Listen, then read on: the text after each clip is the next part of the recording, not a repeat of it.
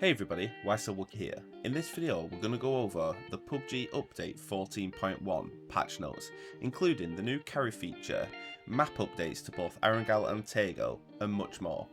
Hopefully you enjoyed this video. If you do, consider liking and subscribing to see more. So the first changes have come to Taego with some world improvements. Since the introduction of Taego, we've been continuously analysing the play history to collect information about the overlay advantages areas across the map.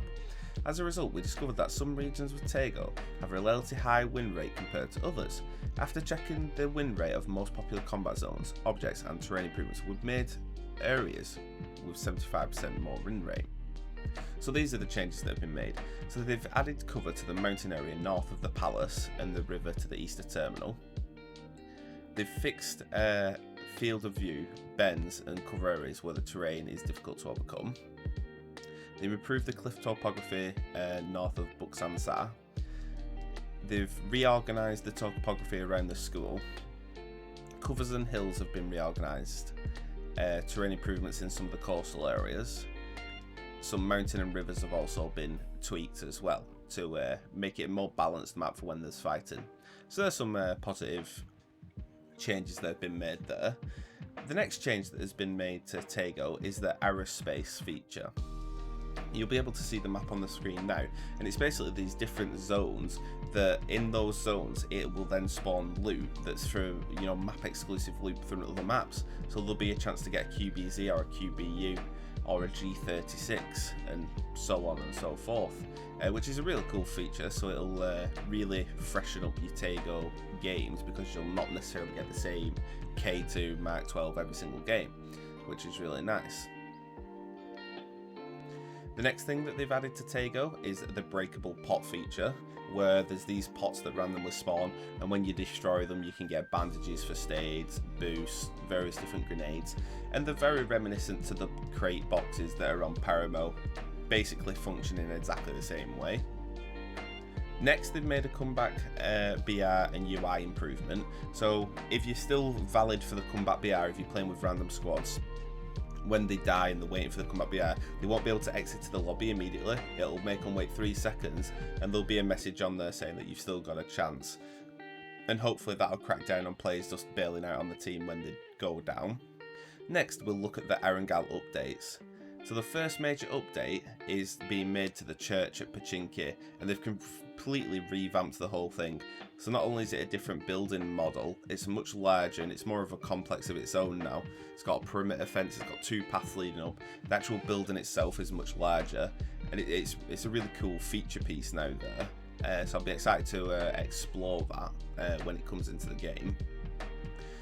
They've also, so in the Pachinki Church rival, in order to balance with the surrounding 2 or 3 story buildings, we've blocked the church rooftop from play, so you can't get on there unless you use a Fulton balloon. They've added a secret room in the basement of the church where items are spawned. The room can be accessed without a key, so it's just, there'll be like one of those destroyable floors or something like that where you have to get in. They've updated some of the areas around Pachinki. They've added a waterway, kind of like the chopsticks near Gatka area. They've added cover, like more probably rocks and stuff like that. They've added some fences, and they've fixed some of the terrain height as well. So overall, it's just Pachinki's going to be a much more dynamic area to fight in, and it's not going to be so ridiculous getting out of Pachinki because a lot of it is just surrounded by open fields. Next, they've done some Halloween updates. So the way that the Halloween update works, it essentially works as a weather setting. So if you get the Halloween weather setting, it's like a night mode with a big red moon, and then some of the different locations on the map have been geared up with Halloween stuff. And those areas are school, hospital, the starting island area as well, which is pretty cool. And the Halloween themed weather and unique moon colour for fog area is added. It's available in both norm and custom matches, and you've got a 30% chance of getting that Halloween one on Erangel. For me, I think that's a bit low because with the new maps that are going to be on the playlist, Erangel's only a 1 in 5 chance as it is, so that's 20%. And then within that 20%, if it's only 30%, you've only got, what, 12% chance of actually getting the Halloween weather. So it's like, for a feature that's possibly only going to be in the game for like a month, you might not even have it that many times. So I'd probably want them to put that Halloween mode up to about 50% for the duration of the event. So at least it's a 10% chance of getting Erangel Halloween each time you play a game.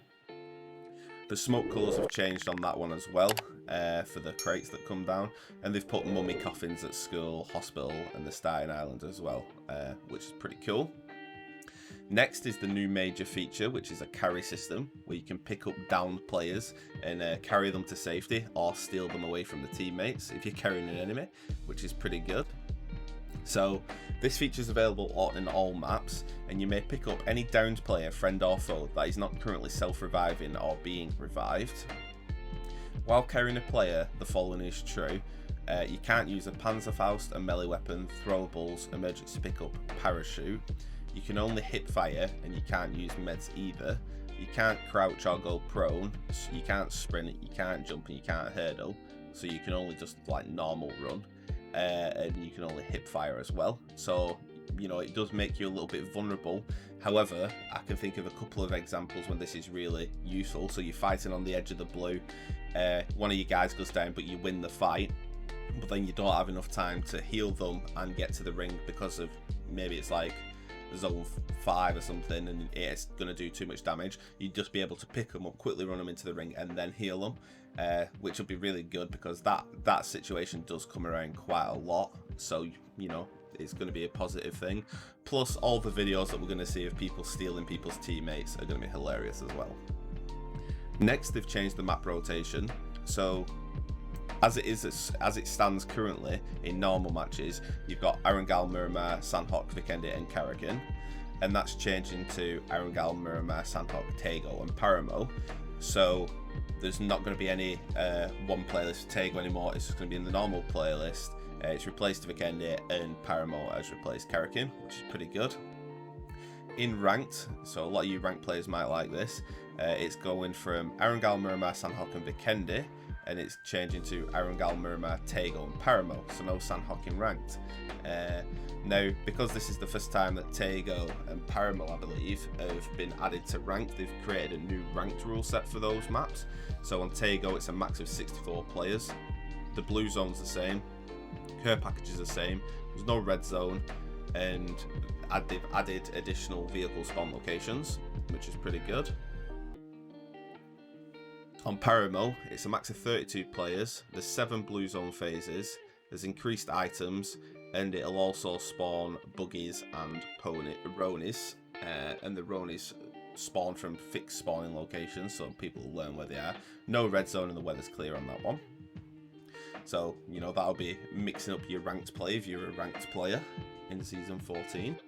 Next is the Season 14 ranked season and its rewards. So as usual, if you get to gold and above, you'll get the ranked parachute skin, and then there's various different animated emblems and stuff the higher you go up, which is pretty cool. Any rewards that you've unlocked through Season 13 ranks will be delivered upon the release date of the update. Next, they've added a new weapons skin update system crate, and it's the new Trick or Treat M416, which is a Halloween themed one. So you'll be able to get in your coupons every week and try and get hold of that. I was lucky enough to get the SLR one with the coupons, but you know, probably never going to get it to level 10 unless you want to spend like $1,000. But hey ho, that's just the way it is. Next, they've updated the lobby screen, so it's very Halloween themed for the duration of the update. And it just gets you excited for getting that Halloween map rotation on Erangel. And then finally, they've added some new skins into the store. So the first set is the fresh hoods, which is kind of like street graffiti art themed hoodies and joggers, that kind of thing. So some cool ones here. The black and yellow one's pretty cool. But yeah, they've all got something going on there, which is nice. And then next, they've added 4 different Halloween sets as well, with a night, like a witch hunter kind of thing, which is pretty cool. And that's it. There's a decent amount of bug fixes as well, as you'd usually expect, but that's it in terms of all the new features and updates to the maps. Hope you enjoyed this video. If you did, consider liking and subscribing to see more. Wookie out.